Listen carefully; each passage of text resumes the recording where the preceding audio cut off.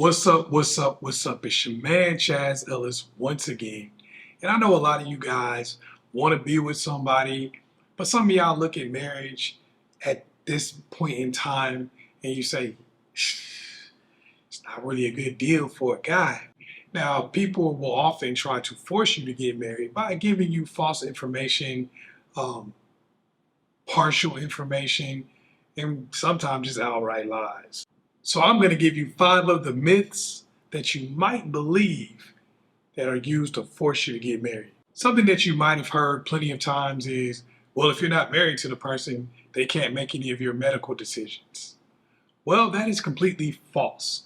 Some people are telling you that because they want to lie to you, but a lot of people are really just misinformed, don't really have a whole lot of information about anything, but everybody likes to be an expert anyway. The reality is you can have a living will so that you can make your own medical decisions, which I would suggest for anybody, because you just never know and you can't 100% be on the same page with anybody. You can make your own medical decisions about what's going to happen to you if you are rigid unconscious, if something happens to you. You can actually have a living will and you can make your own medical decisions prior to that situation so that, things you may not want. Maybe you don't want to have anything amputated. Maybe you don't want to be kept on life support in a coma. I don't know, whatever the heck it is you may not want. I don't know, maybe you don't want to get blood. I don't know, whatever you got going on in your life. Also, you can get what's called a medical power of attorney. This isn't a power of attorney that stretches outside to everything in life, but it's for your medical needs and wishes. You can have somebody that you believe would do a good job under those circumstances. It doesn't have to be anybody you're in a relationship with, because this is the thing also. Just because you marry somebody, they might be a cool conversationalist, the body may be banging, there might be some things about them that you really like, but they don't necessarily add up to somebody who's qualified or somebody that you would really want to make your medical decisions. That doesn't mean that they're a bad person. It doesn't mean you don't really love them. They just may not be qualified. You may have a cousin that's a doctor. You may have cancer and your cousin may be an oncologist. I'm just saying, like, wouldn't you rather that person make those decisions? That, maybe not, but it's something you might want to do. So you can get a medical power of attorney. You can get your own living will. There are things that you can do in place of a marriage certificate that will give that person and yourself the opportunity to make your own medical decisions. No parental rights. This is something that people are going to tell you. If you have kids, you won't have any rights to those kids. Well, that's not really true. Because the reality of it is, just because you get married, that doesn't mean you're going to have any rights. Technically, you would think you would get some rights, but they are really easy to be taken away from you, which means you don't have them, right? As a matter of fact, you'd be better off, as far as your rights are concerned, if you were still in a relationship with a woman, this is when you have the most leverage. During a breakup is when you have the least amount of leverage. So you can actually do a custody agreement with that woman while you are still in a relationship. Hey, I need you to sign this to give me 50-50 custody. If she says no, it may be a good opportunity for you to say, oh, well, you're going to try to get child support and all that stuff anyway. So you know what? Might as well chuck you the deuces now and just work it all out, rather than let you use some of my resources until that day happens. Very few women want to be downgraded from girlfriend to baby mama. Most of them want to go from girlfriend to wife. They don't want to go in the other direction. So if she's not willing to give you 50-50 custody, you're saying you're going to be a baby mama today. So, you better make a choice, because I'm not going to be in a situation where I don't have equal power over my children, especially if you say you're with me, you say you want to be with me. There's no reason why we shouldn't have 50-50 custody. Because if you won't give it to me while we're together, what are you going to do if we break up? You won't even give it to me while we're together.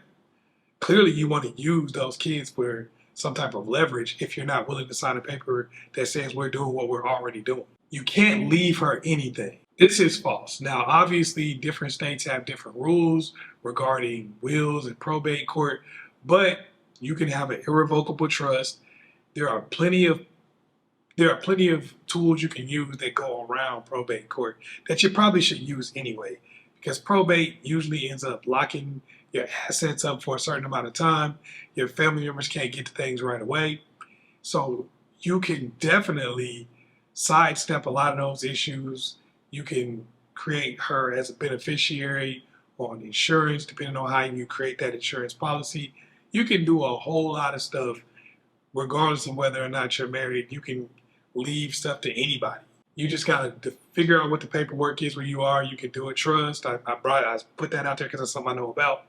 But there are plenty of different systems that you can use in order to leave whatever you want to leave to whoever you're with. And some of these things also protect your assets while you are alive, which is a good thing. You know, you may not care right now because maybe your assets aren't under attack, but one day they could be, and it'd be nice to have them protected and put a situation together where you get to make decisions about what you want to do with your money.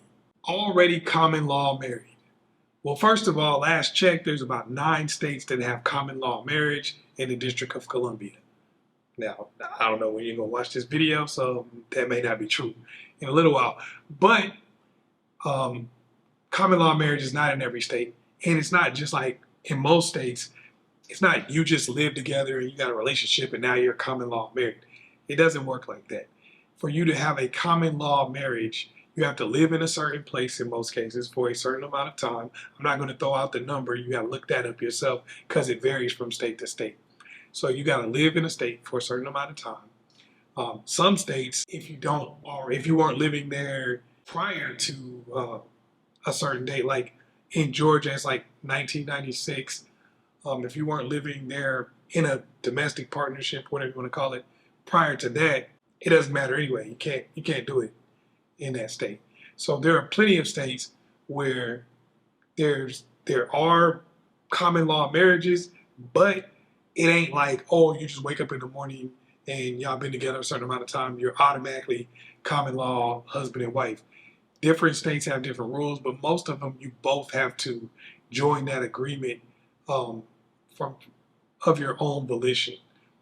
Check the state you live in and see what the rules are, because you might have to move. But most of the states do have a set of circumstances or criteria that you have to meet in order to be considered common law. People will tell you otherwise because they want to try to trick you into thinking that you're already married. Oh, y'all been together 3 years, y'all already married. It doesn't work like that. I don't think 3 years is the litmus test anywhere. But most places, what you have to do is there has to be a certain criteria that you meet, and then you're common law married. So it's not like you just wake up in the morning without your decision and you're a common law husband or wife. You'll be living in sin. False. Why is this false? Because whether you're married or not is about, if you have some type of religion, it's about your religious ceremony. It doesn't have anything to do with the government or paperwork that the government would have you do. That didn't exist. Okay? Now, I know people go like, oh, in the Bible, they had you do this, that, and the other, blah, blah, blah, blah, blah. Yeah, but they didn't have the government that we have now. And the paperwork didn't exist. So the things that you're talking about, because you ain't seen the paperwork. All right, so there you go. So there, that stuff didn't exist when some of these rules or laws were first brought down. And I'm talking about the Christian Bible. Obviously, there's different religions, but anyone you're involved in, unless you live in a religious state, which totally different ball game. Unless you live in a religious state, the reality of it is it's a religious ceremony that says whether you're living in sin or whatever.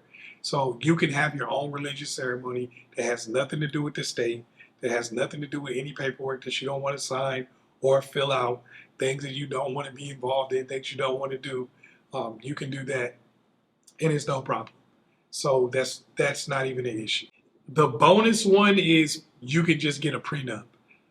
Yes, you can get a prenup, but prenups are routinely thrown out. They generally do not cover anything that happens after the marriage after you already have the marriage, and they don't cover children in most cases. So if you have 5 kids by somebody, having a prenup isn't going to decide custody, it's not going to decide child support, or anything else that matters really regarding those children. So you're going to have that paperwork anyway. And it'd be better to have it without being married or without being locked in by the state. It'd be better to say, hey, if I was going to marry you, these are things I need you to go ahead and sign up on to tell me just what type of time you're on before I even think about getting married.